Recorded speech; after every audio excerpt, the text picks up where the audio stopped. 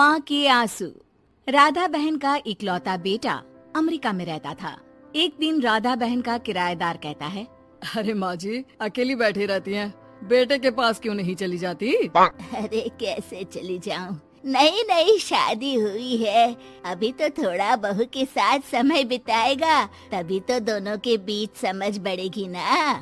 अरे कैसी बात कर रही हैं माँ जी, समझ बढ़ाने के लिए 5 साल काफी होते हैं। 5 साल की शादी को कोई नई शादी नहीं कहता।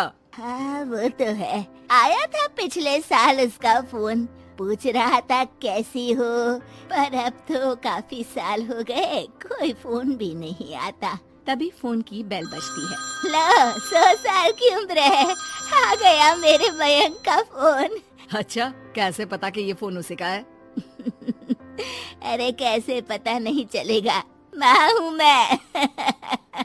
अरे रहने दो माँ जी, 1 साल से जिसका फोन नहीं आएगा वो अब क्या करेगा?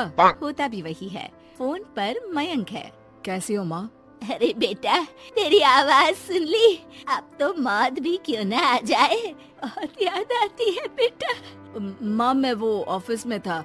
अच्छा माँ वो रीना बोल रही थी कि तुम अकेली रहती हो इंडिया में, वो ठीक नहीं है। अब बुजुर्ग भी तो हो रही हो, अकेले पकाना खिलाना, वो चाह रही है कि अब तुम यहीं आ जाओ, हम लोग साथ रहते हैं ना। राधा बहन की आंख से पानी गिरने लगता है, वो कुछ नहीं बोल पाती। माँ हेलो, सुन रही हो ना माँ?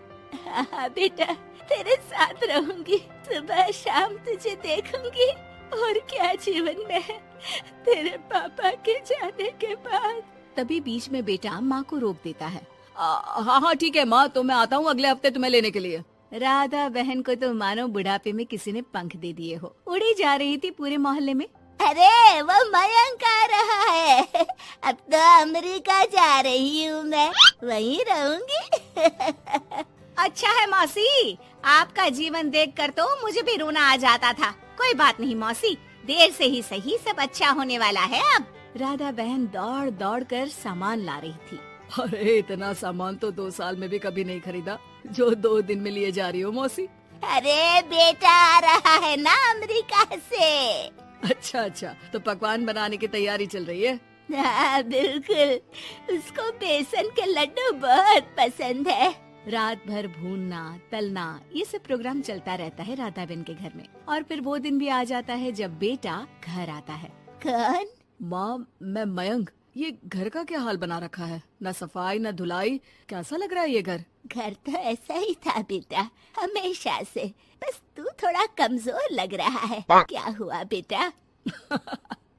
ये कमजोर नहीं फिट होता है माँ। वैसे और बता क्या हाल है तेरे? बेटे के मुंह से हाल पूछने का अंदाज भले ही फॉर्मेलिटी वाला हो, लेकिन राधा बहन की आंख फिर भर आती है। अरे यार ये तुम्हारी हर बात पर रोने की आदत न जाने कब जाकर खत्म होगी। सही कहती है रीना तुम्हारे लिए। रीना बहू क्या कहती है मेरे लिए? यही कि बस यही एक आदत है तुम्हारी माँ की, इमोशनल ब्लैकमेल। अरे यार अब इसमें रोने की क्या बात है? ना कुछ नहीं, बहुत दिन बाद तो घर आया ना तो क्या रोएगी? हाँ क्यों?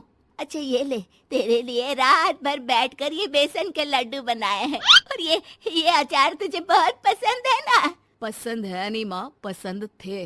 अब तो फिटनेस के लिए ये सारी फालतू चीजें मैं खाता भी नहीं हूँ। ये फालतू चीजें खाकर ही तो तू बड़ा हुआ है बेटा। अब रहने दे माँ, क्या क्या खिलाकर बड़ा क्या है, मुंह मत खुलवा। कौन देशी घी में शक्कर डालकर पराठे के साथ खाता है? वो तो तुझे पसंद थे ना बेटा, तभी तो बनाती थी, नहीं बनाती थी तो रोता था तू। अरे तो रोने देती ना माँ, अब सारी समस्या उसी खाने से है शरीर में। वो तो भला हो रीना का जो हेल्दी डाइट देकर सब मेंटेन कर रही है। राधा बहन बेटे की आने की खुशी में इतनी दीवानी थी कि उसे बेटे के बात का अंदाज और लहजा समझ में नहीं आ रहा था। अच्छा रुक, पालक वाली दाल बना देती हूँ। रहने दे माँ, मैं होटल से ऑर्डर कर देता हूँ। इतने साल बाद होटल का खाना, माँ के खाने की याद नहीं आती थी।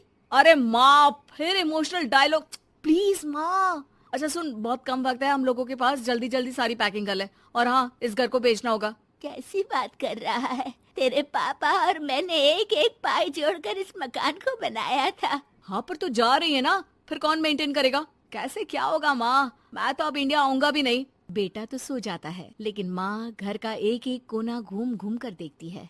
सही बात है, क्यों मोह माया जोड़ रही हूँ मैं इस घर से, आखिर बेटे के साथ रहना ही तो होता है हर माँ बाप को।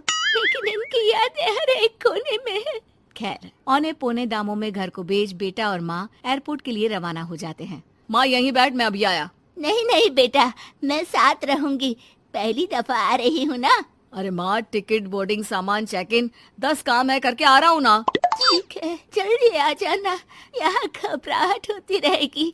बेटा माँ को समझाकर चला जाता है। माँ बैठी रह जाती है लेकिन बेटा आता ही नहीं। एयरपोर्ट के लोग बताते हैं कि इस नाम का लड़का तो कब का अमेरिका की फ्लाइट लेकर उड़ चुका है। माँ किसी तरह अपने बीके हुए मकान में ही आ जाती है।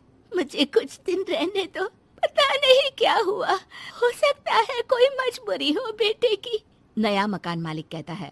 अरे माँ जी, कमरा तो मैं आपको दे दूँ, पर भाड़े का क्या? पति की पेंशन भी है भैया।